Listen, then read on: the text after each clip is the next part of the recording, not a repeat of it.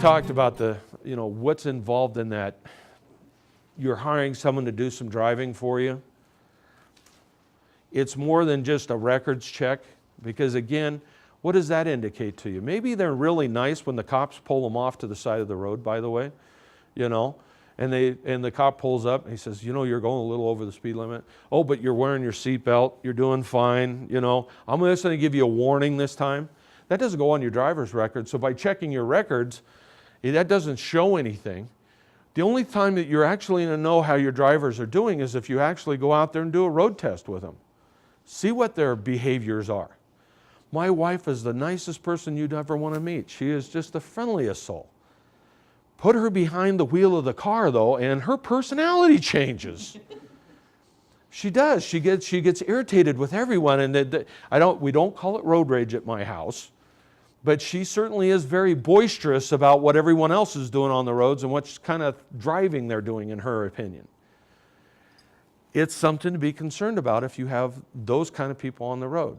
One of the things that I've really tried to work with myself about is to try and pull back off of that, having to feel like I have to speed from location to location. But we want to address this with our employees. We want to know what we have when we hire someone to do some driving with us or for us. Okay, so again, you have that evaluation in your book that you can use as kind of a format, if you will, but think about what you want to do. Again, having that driver's license, all that proves is that in 1974, I passed 2 tests, and ever since then, apparently I haven't done anything wrong to get my license pulled, but that doesn't indicate to you guys really what are my driving habits, how well I do or don't do. Okay? How about vehicle maintenance? When was the last time you guys checked the oil on your personal rigs? How long has it been? How long? Oh, yesterday. Yesterday, oh good. I try and do about every other fill-up if I can, but when it's really cold out, that ain't happening, right? Think about what you guys do. When you guys have somebody that drives, you have your own vehicles, do you guys have a checklist that they're supposed to go out there and do a pre-flight on that vehicle? When was the last time you checked to make sure all your lights worked? Now, generally, your headlights, you can tell when you're driving at night and you're going, I'm only seeing about half the road, or you get a lot of people flashing their light at you. That would indicate to you that maybe you have a light out or something like that.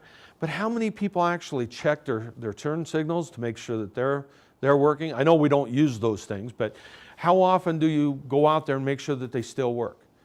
How about the brake lights or the reverse lights? Those kind of things. What are we doing to kind of take a look at this? How are we maintaining these vehicles? One of the things I got to do when I was in the service, when you're single and you first get into the service, you find that they don't pay you enough. And you want to have some extra money to spend, so I always did part-time jobs from time to time. And one of them I did was there was a guy that had a service station and he ran a wrecker service. So I thought, oh, this will be cool. So he put me behind the wheel of a wrecker, and I went out, I picked up this car, and I was coming back and I was driving, and I got up to about, 40 miles an hour, and all of a sudden that truck started shaking to death.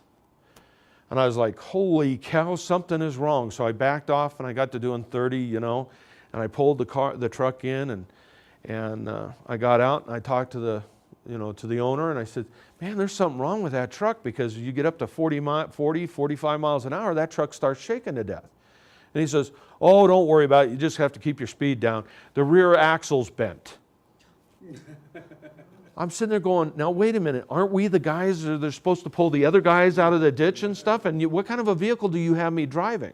But he was like, he wasn't going to spend the money. He said, well, all it's doing is wearing a little bit on the tire right now. We're fine. No, we're not. How are we maintaining these vehicles? How many times do we go out and kick the tires?